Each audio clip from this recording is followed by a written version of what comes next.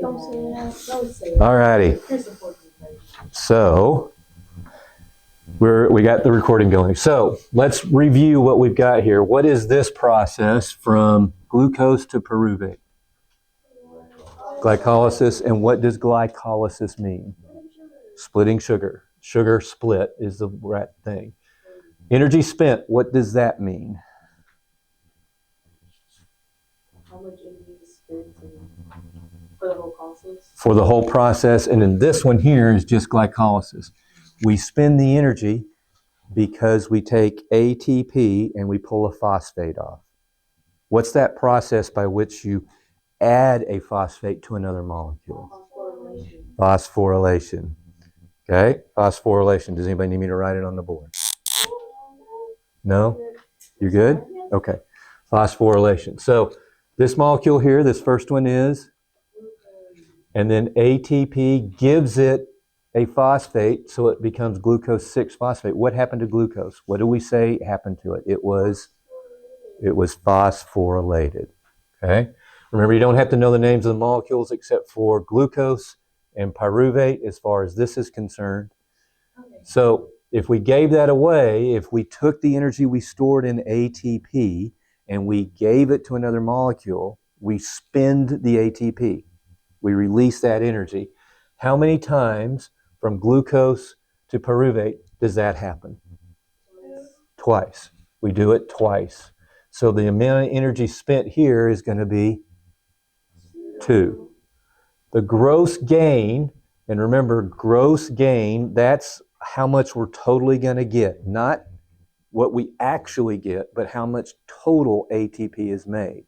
So if ATP gets made, we say phosphate is added to ATP. ATP is, what's the word? pH? Phosphorylated. How many times does that happen just in glycolysis? 4. 1, 2, 3, 4. So that goes here. Sure. 1, 2, 3, 4. Because we go from ADP to ATP and we store energy. Okay? Now remember, for the whole process, our goal is to store energy as ATP. So remember, we talked about that with cellular respiration. Our number one goal, our main function of cellular respiration is to store energy as ATP. Number one function. Number one function. All right, we good? So if I spent 2, I gained 4, how many did I net? How many did I actually get? 2. And then we're going to calculate how efficient that is. We have 686 kilocalories. You don't have to remember that number. It'll be given to you if you need it on the exam. Even in AP, it's given to them if they need it on the exam. That's a lot of energy. We're getting out 2 molecules of ATP. Each ATP is only 12. We're getting out 24 molecules of energy. Let's calculate how efficient that is. So our efficiency, the number of ATP produced, let's use the total. So what's our total gross gain? 4. So it's 4 times the energy required to make an ATP. That's 12. And then divided by the complete oxidation of glucose, which is 686. And then I wanted it as a percentage. So once you do that math, the number you get, you need to multiply by 100. And what was the number that we got for here? 7%. So not very efficient. You're going to do that same thing here, but this one is for the entire thing. This one is for everything. So you're going to have to go through and find out how many total ATP are made. And after today, you should be able to figure that out. You're going to find out how many total ATP are spent. After today, you should be able to figure that out from here to here. And then you'll be able to get the net from that and then do the math calculation. Okay? All right. Molecules that you need to know. Glucose, NADH, pyruvate, Come on, you know carbon dioxide, right? Carbon dioxide, ATP, and FADH2. And we're going to get into detail of this today. And then what's this one down here? ATP synthase. So if you want, write that on there. You can use this to write any notes that you want to. I will completely ignore them. Okay? So new people that are here, you can write all over this as your notes. All right? So don't worry about, I'm not grading that. I'm not looking at it. I'm looking at these other specific things. Okay? Are we good? Okay. All righty. Make sure we got things going here. We're not having an issue. Okay, so let's start. Wait, we need to do one other thing. Where does glycolysis occur? Cytoplasm. So if you need to, write down it occurs in the cytoplasm. So if this is the cytoplasm, right? Glucose has to get into the cell. What is this membrane? No, not the protein, the membrane, Plasma membrane or cell membrane. So you may want to label that. I'm not looking for that label. I used to look for it, but we're not doing that this year. And then, yeah, Alex, you got this right. What is this? Channel protein, right? So we can't say for sure that it's passive transport, but we know it's at least a channel protein. And that's, again, we don't need to know much more than that for honors bio at that level. Okay? What's the organelle that's used in cellular respiration? Mitochondria. Mitochondria is the organelle used for cellular respiration. So I'm going to draw a stylized version of a mitochondria. You have to know the parts and you have to know what goes where. Okay? And again, just ask questions. They're not going to be able to hear you, so just ask questions. So I'm going to draw a mitochondria. Really doesn't look like this when you look at it under an electron microscope, but this is how it's drawn on tests. Okay? This right here has a name. It's the outside of a mitochondria. It's the outer membrane of the mitochondria. We haven't done this before, right? No.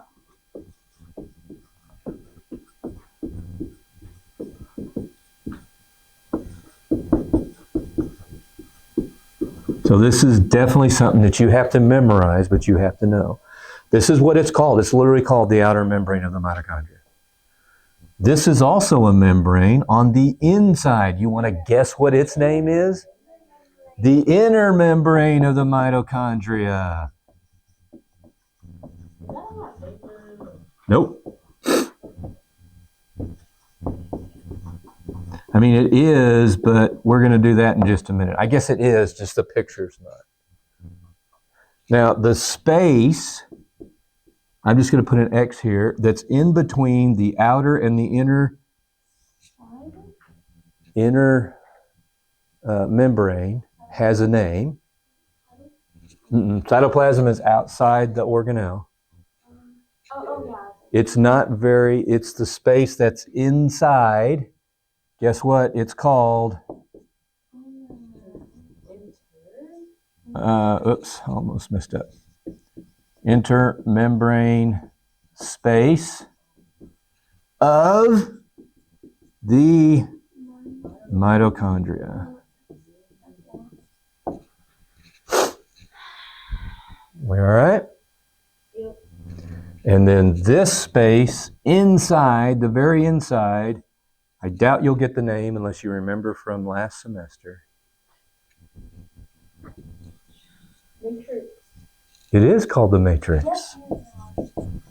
Matrix. So you should know these parts for a mitochondria.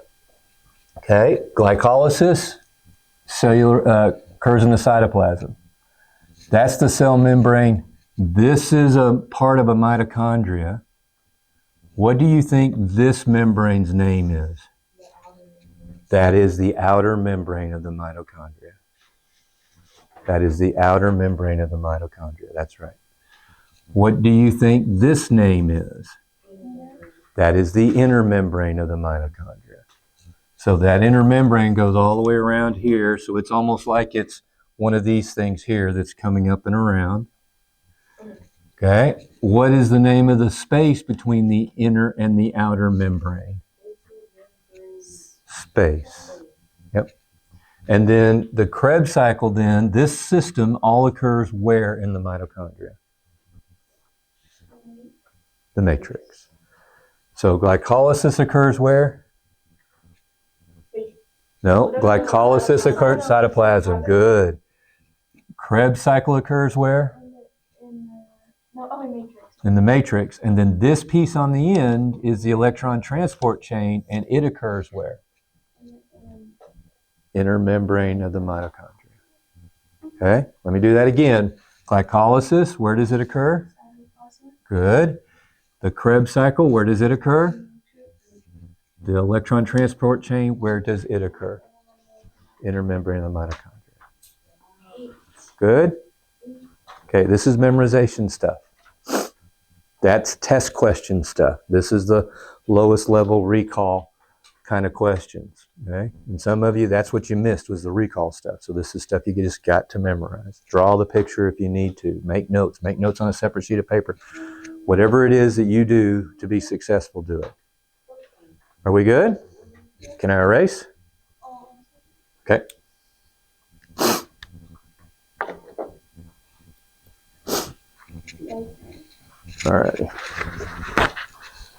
Alrighty. Now we need to come up with, we got another vocabulary word. That's all right. Olivia, you already saw it. You saw it this morning. She's like, oh no. Oh no.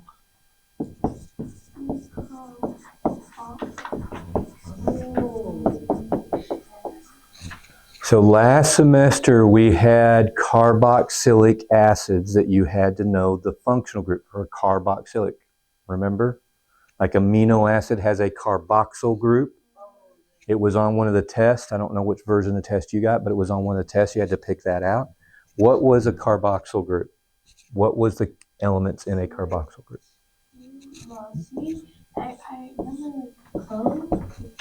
Remember? And it's this shape. But sometimes the hydrogen, we're not as picky as they are in chemistry here in biology right now. Sometimes the hydrogen's not there and we just make that a negative sign because it has a charge. So what molecule really could this be with one carbon and two oxygens? CO2.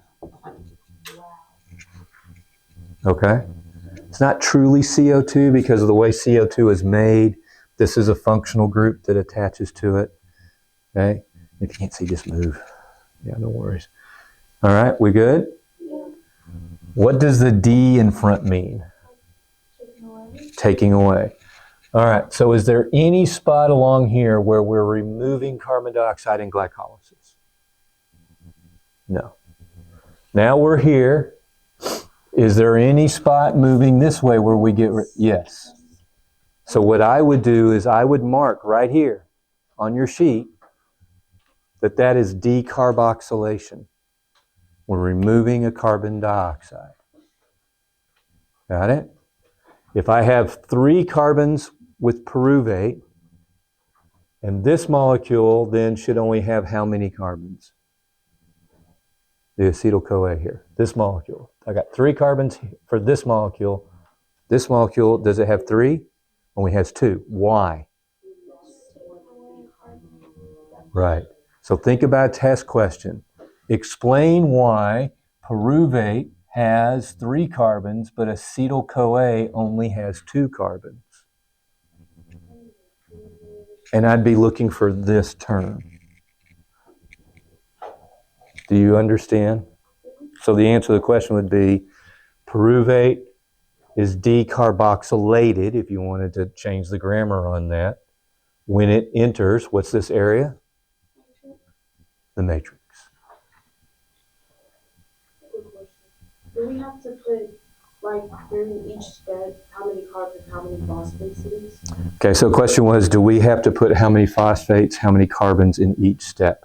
You really don't, but that being said, as far as glycolysis is concerned, remember we go from a 6 carbon, 0 phosphates. We do all of this work and we get back to 2 3 carbon molecules. So we still have a total of 6. They're just in 2 different molecules and 0 phosphates. So that you would need to know.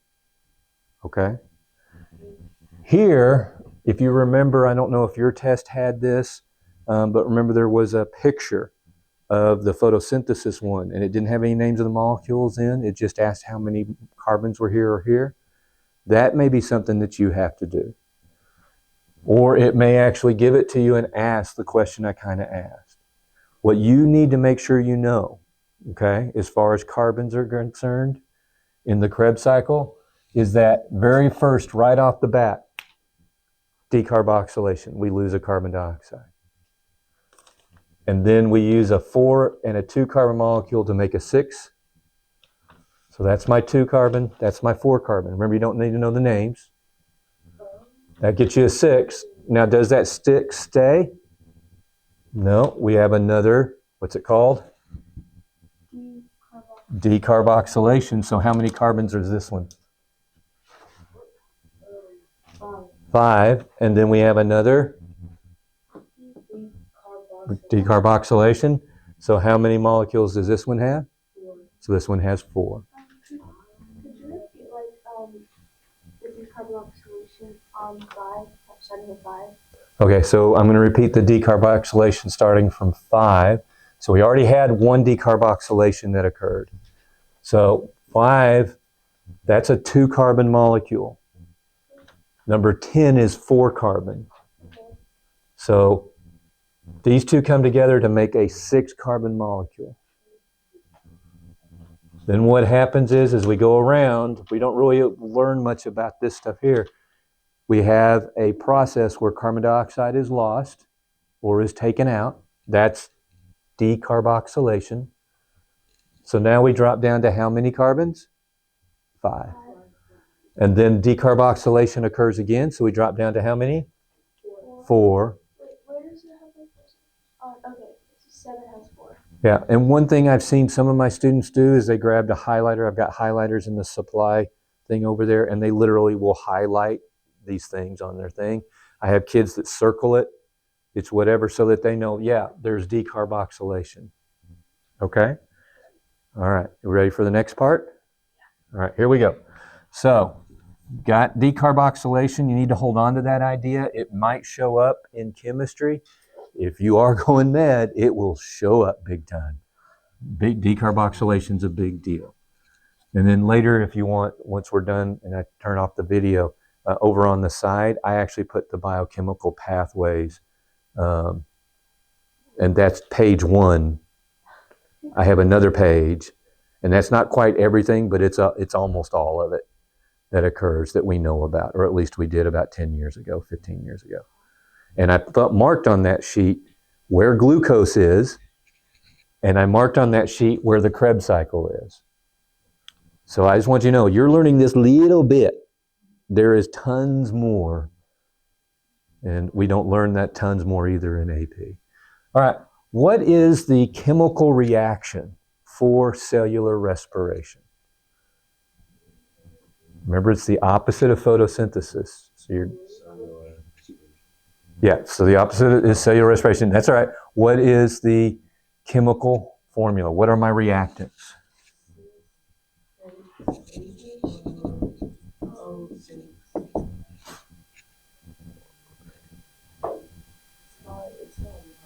It's not water. CO2. You take in CO2? Oh, no. Oxygen, right? CO2, you take too much of it in, you get a coma, and then you die. So no, not CO2, oxygen. Because remember, it's the opposite of photosynthesis. So remember, these are our products of photosynthesis, but in cellular respiration, these are the reactants. So what do we get here? We do get some ATP. We're not going to worry about ATP. carbon dioxide, and water. Front row. Good job. Everything good? Yeah. All righty. Remember, we balanced photosynthesis. When we balance this, what number goes here? In here? In here? All right, let's get back here to our decarboxylation. How many decarboxylations occur in the Krebs cycle? There's 3. 1, 2, 3. But our formula says we got to have 6. Why is there only 3 here, but it's 6 in our formula? Well, because there's 2 pyruvate, so there's twice. Perfect, beautiful. You just made my day. From one glucose, remember it gets split and we make 2 pyruvic acids.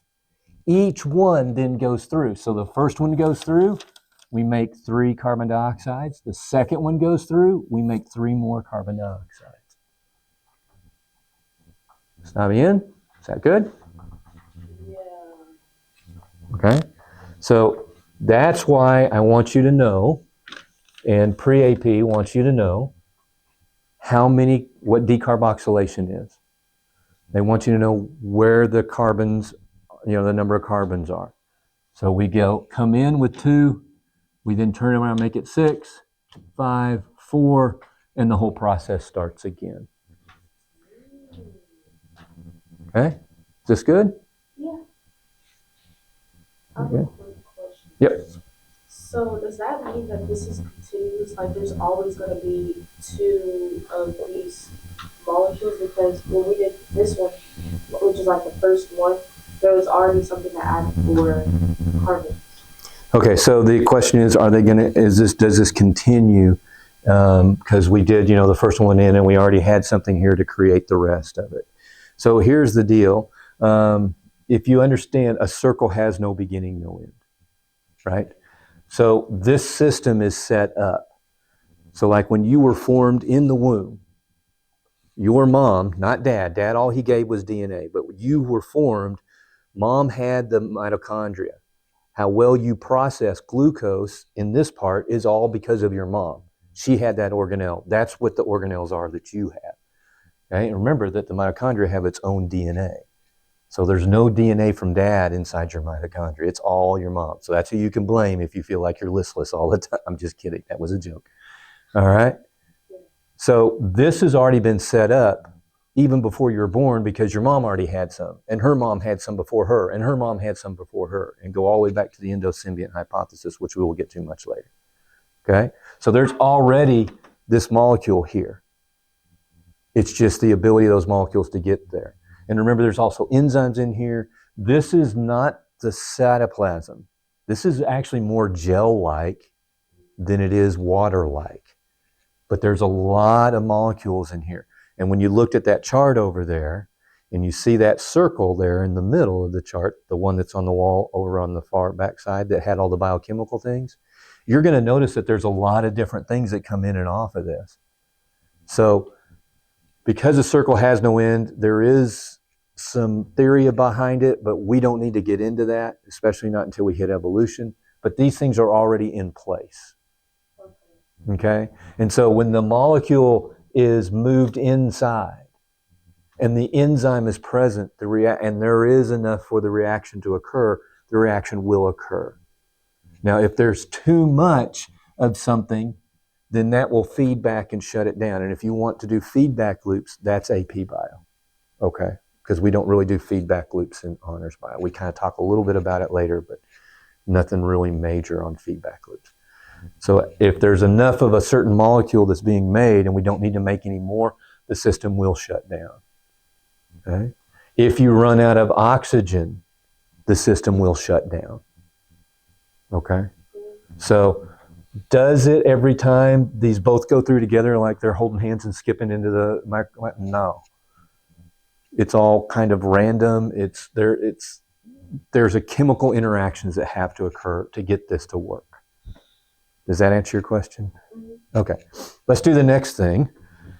All righty. Next thing here. We've got, I think, two more ideas, and then we're done.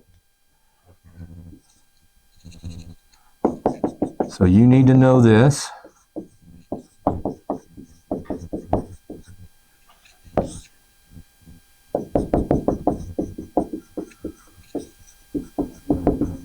And where I'm at on the syllabus here, or on the study guide here, is we're going to explain this Krebs cycle. We've already done the glycolysis. We'll do the chemiosmosis here a little later. We've already kind of done the stuff down there underneath. We did that the last class, just so you kind of have an idea of where we're at. Okay? So you need to know the electrons acceptor and the electron carriers.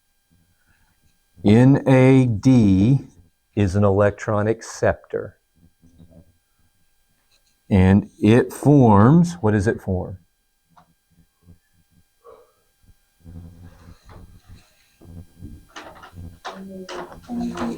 NADH. So the electron carrier, think about its name. What does it do? Carries electrons. I still can't believe people got this question wrong. If ATP synthase doesn't work, what's the most immediate thing that happens? You don't make ATP. ATP synthase, remember it makes ATP. If it doesn't work, you don't make ATP. People got that wrong on the test. So anyway, acceptor, it accepts electrons, carrier. When something is oxidized, let's do the verb of it, or the noun. What does that mean? We've done this already. What is oxidation?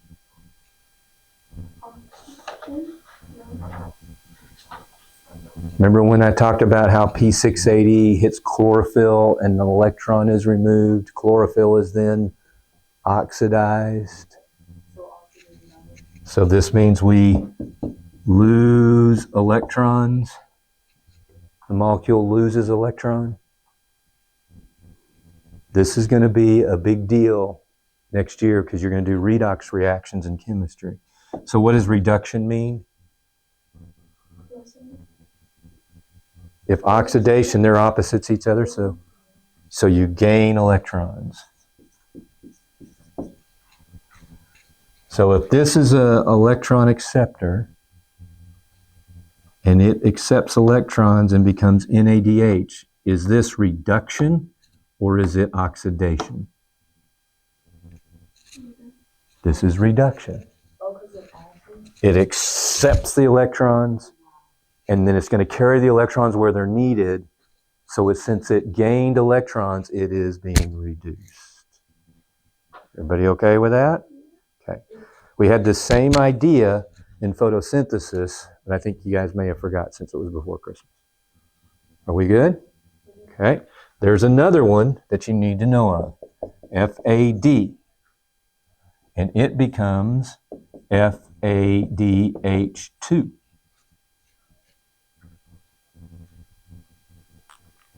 Okay. So let's find them. Starting with glucose. How many NADHs it made? Let's keep going. Bam, bam, bam, bam, bam. Here we go. So this is a place where reduction occurs. Did we store energy? We did. Everybody okay? We good? We stored energy in NADH as an electron carrier. Go through the process here. Where is it? Where do we store energy again? Where do we have another reduction?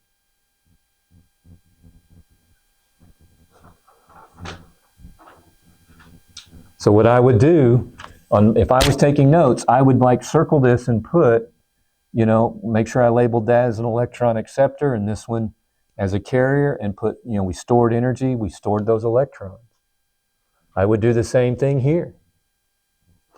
This is one of the reasons why one of my kids was using highlighters because they had different colors, so they would just highlight the section. Is that the only one? After the number one? And then There it is again. So I would mark them. There it is again. So what I want you to do is to figure out how many NADHs are made per glucose.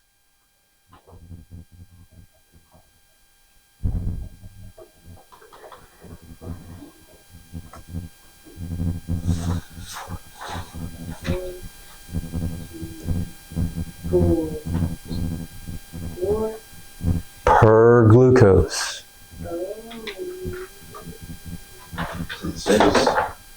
Per glucose. How did you get to 10? Okay, so I just counted, like I did 1, 2. Oh, because it's 3, 4, 5, 6. Oh, no, wait, no, why did you do no? 4, 5. 5, and then times 2. Because it's almost 2 times, it's like it's 2 times. So it ended up being 10. That's a lot of energy that we stored. Is everybody okay? Do they see that? Asher, we good? What about FADH2? I want you to do that for me.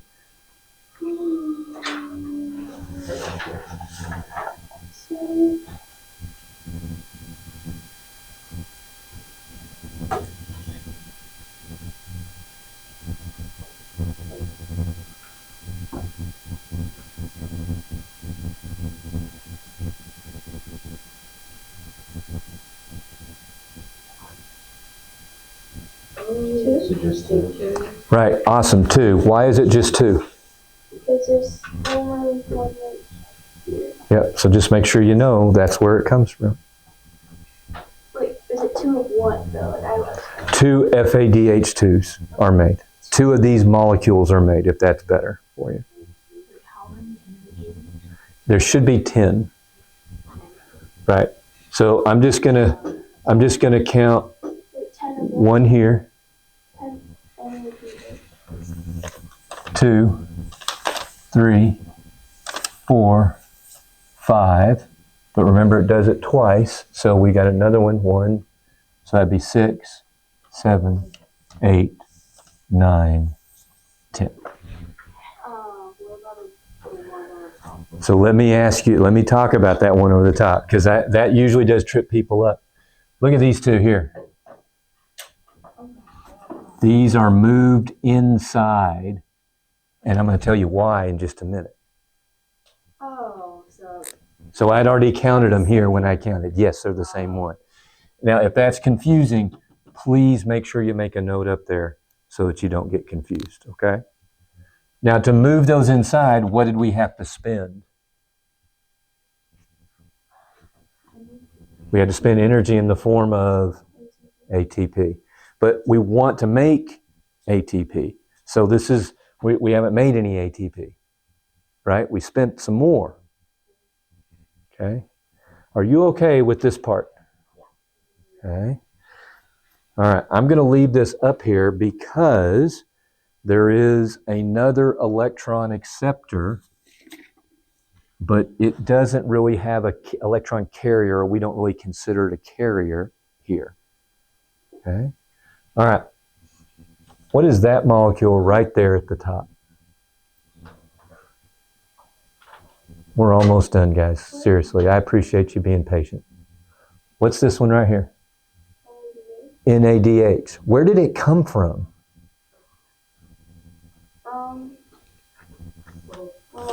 it's in there. Yeah, what's this process called? What is this process called? Krebs cycle. Look, here's an NADH.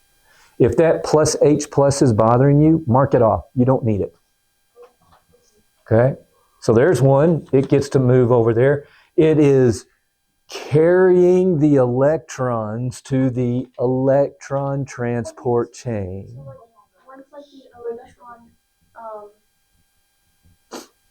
off, then it goes over here. So when NAD accepts the electron, becomes reduced, then it carries the electron to the, and it's actually 2 electrons, but don't worry about the number of electrons. That's AP stuff and beyond. It carries the electron to the electron transport chain. Everybody okay?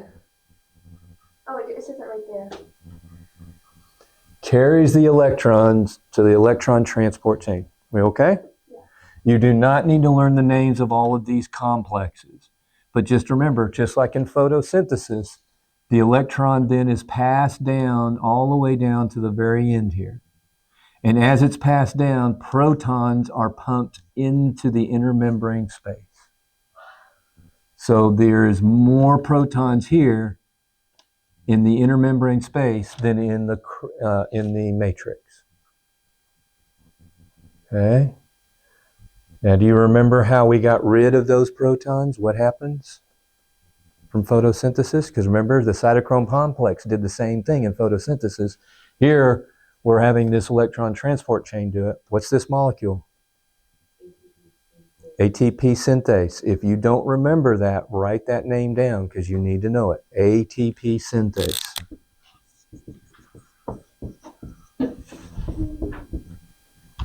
What does it do?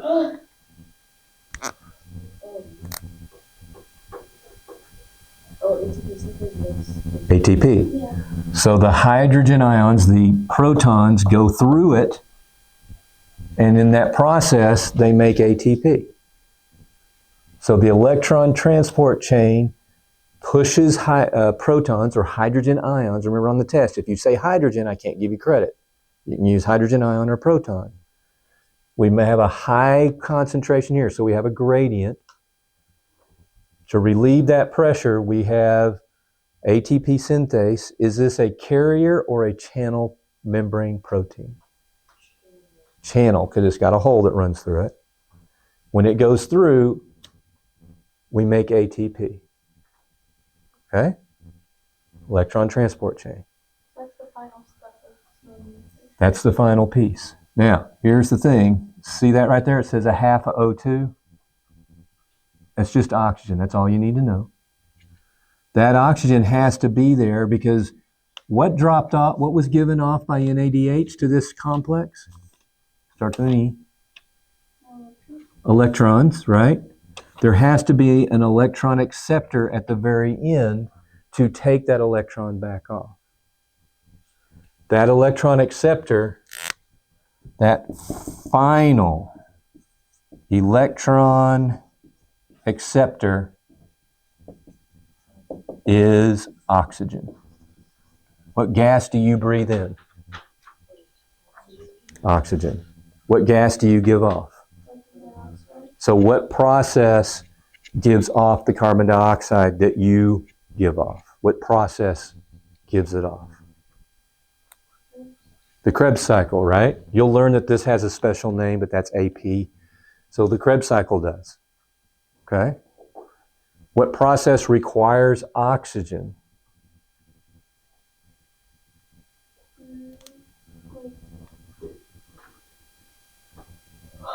Which process uses the oxygen?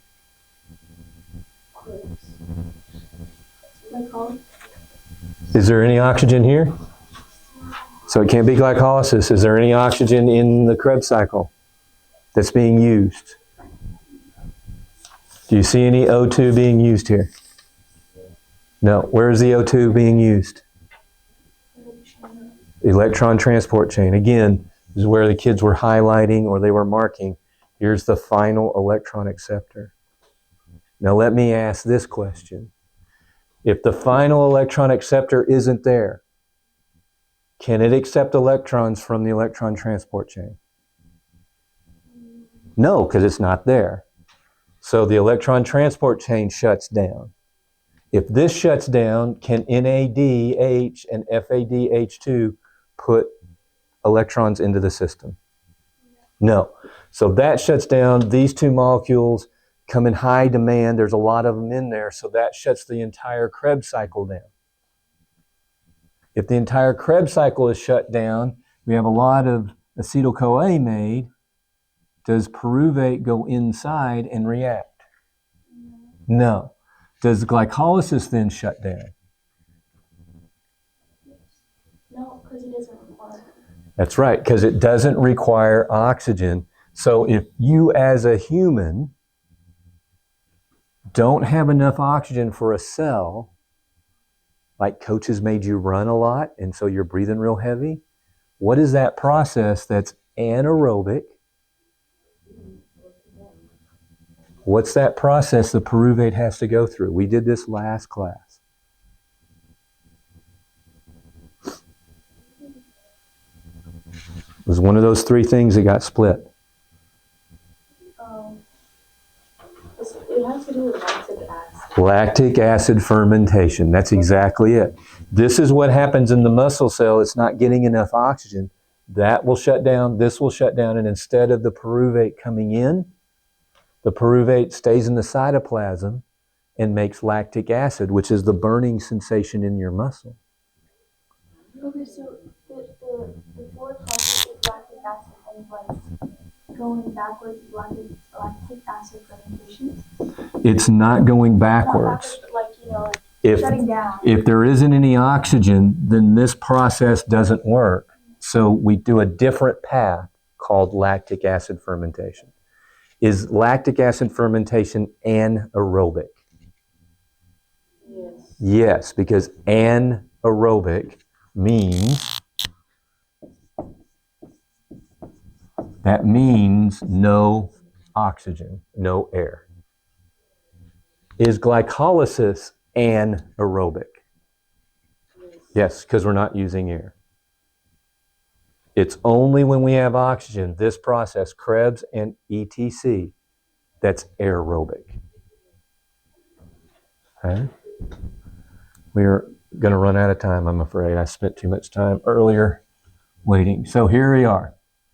Let me get this last little bit in here. This process right here, where proton gradient is formed,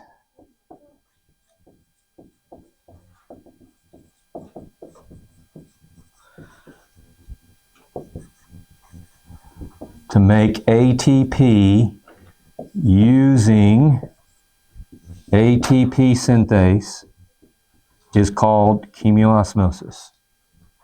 ACE, not ACEs. It's called chemiosmosis. This process is called chemiosmosis, and that's the definition for the process. Again, I apologize for the long lecture. It's just biology has a lot that you have to memorize, probably one of the worst. Anatomy is even worse than biology. And that's one of the hard things that kids find out, that they have to memorize a lot of stuff. Alrighty, up here in this top right-hand corner, make sure you fill that out and figure out how many total ATP produced. Every time an NADH gives its electrons, 3 ATP are made. Every time an FADH2 gives its electrons, 2 ATP are made. So you need to figure that out. And your homework is to study this, and this, which we've already done, all needs to be filled out by the time you turn that in correctly. And remember, I'm not going to give you the answers to these. I'm not going to walk you through it. You guys can figure that out. You have all the information you need to. Okay, any final questions before I shut off?